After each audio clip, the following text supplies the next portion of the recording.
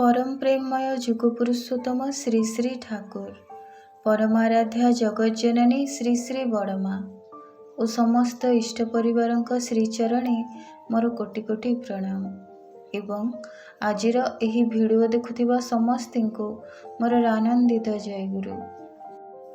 आजिर इष्ट प्रसंग शेष पर्यंत शुणिबाकु चेष्टा करिवे। जदि भिडियोटी भल लगे तेबे चैनलटी को सब्सक्राइब करने पई भूलिबेनी। श्री श्री ठाकुर झियो मानकर अयोग्यता नहीं बुझाती ओ कहती झियो माने सासु ससुर जा देढ़सुर दियर नणंद एवं शाशु घरर आउ 5 जनक सहित मिलेमिशि जदि संसार करि न पारन्ते तेबे ताहा सेमानंक पई गोटे अयोग्यता।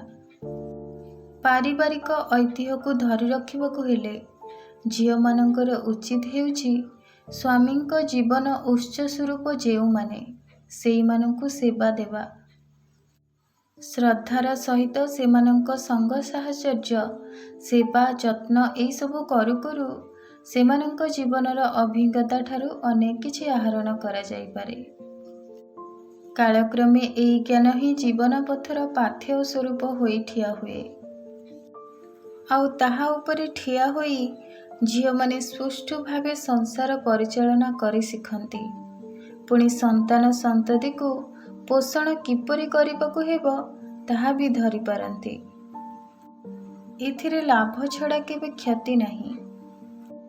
ता छड़ा संसारर 5 जनଙ୍କୁ सही बही चालिबाकु जाई चरित्र रे जेतेटा नियंत्रित हुए एही परि आउ किछिरे तो हुए ना। यह एक मस्त बड़ लाभ बोली कह जाए।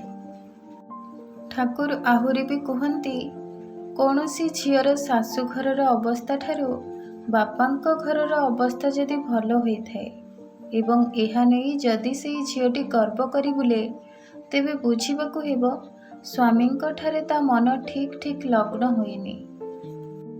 कारण स्वामींक व्यक्तित्व प्रति जदि कहार श्रद्धा हुए तेबे स्वामींकर दारिद्र्य केबे भी ताको क्षुब्ध करि पारेना।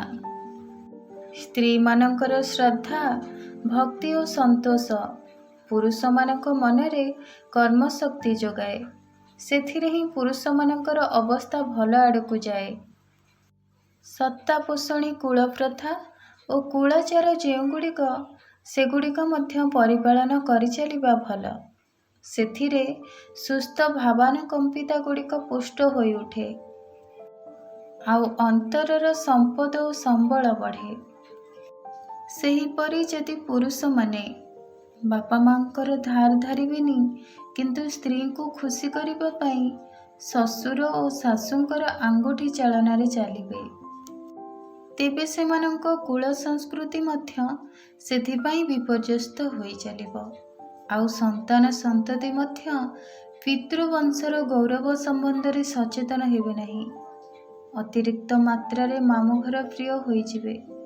एही परि रकमटा सेमानंक व्यक्तित्वर सहज विकास पक्षरे अंतराय स्वरूप होई ठिया हेबो। तेणु ठाकुर कहंती पुओ झियो मानंकर शिक्षा पद्धति सर्वोत्तम हेबा उचित। गांतव्य विषय जहा सबु ताहा पुओ माने भी जेपरि शिखिबे झियो माने मध्य सेहीपरि शिखिबे तेबे धरणटी अलगा हेबा उचित। पुरुषर शिक्षा हेबो परिपूरणी प्रकृतिर आउ झियो मानकर शिक्षा हेबो सेवा परिवेशणी प्रकृतिर। पुरुषर शिक्षा जीव पितृत्वर दिगकू आउ झियो मानकर शिक्षा जीव मातृत्वर दिगकू। पुरुष एवं नारी ये दुहें तो दुहिंकर परिपूरक।